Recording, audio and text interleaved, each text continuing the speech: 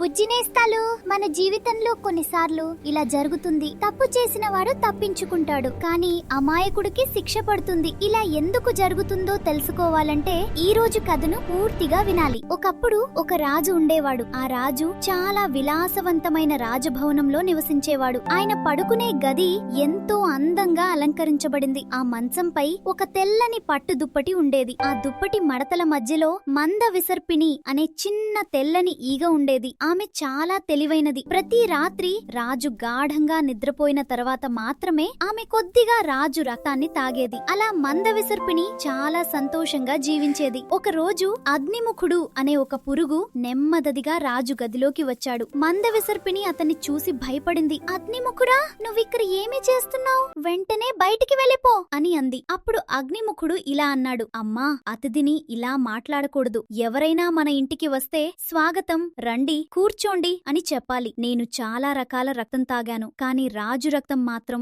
ఎప్పుడూ రుచి చూడలేదు. రాజు మంచి మంచి ఆహారం తింటాడు కాబట్టి ఆయన రక్తం చాలా తియ్యగా ఉంటుందేమో. దయచేసి నాకు కూడా కొంచెం తాగటానికి అనుమతించండి. మంద విసర్పిని కొంచెం ఆలోచించింది. తర్వాత ఇలా చెప్పింది, అగ్నిముఖుడా, నేను రాజు గాఢంగా నిద్రపోయిన తర్వాత మాత్రమే రక్తం తాగుతాను. కానీ నీ కాటు సూదిలా గుచ్చుతుంది. రాజు నిద్రపోయే వరకు వేచి ఉంటావని మాట ఇస్తే నేను నీకు అనుమతిస్తాను. అగ్నిముఖుడు వెంటనే అన్నాడు, నేను మాట ఇస్తున్నాను. ముందు నువ్వే తాగు, తర్వాత నేను తాగుతాను. అంతలో రాజు గదిలోకి వచ్చి మంచంపై పడుకున్నాడు. గది నిశ్శబ్దంగా మారింది. మంద విసర్పిని రాజు నిద్రపోయే వరకు వేచి చూసింది. కాని అగ్నిముఖుడు మాత్రం చాలా ఆశపడ్డాడు. రాజు రక్తం తాగాలని అతనికి చాలా తపన వచ్చింది. ఆలోచించకుండా అతను వెంటనే రాజును కరిచాడు. ఆ కాటు సూదిలా గుచ్చింది. రాజు ఒక్కసారిగా లేచి కేక వేశాడు, అయ్యో, ఎవరో నన్ను కరిచారు! దాసులారా, వెంటనే చూడండి! ఇది విన్న అగ్నిముఖుడు వెంటనే మంచం మూలలో దాక్కున్నాడు. దాసులు వచ్చి మంచమంతా జాగ్రత్తగా వెతికారు. చివరకు దుప్పటి మడతల మధ్యలో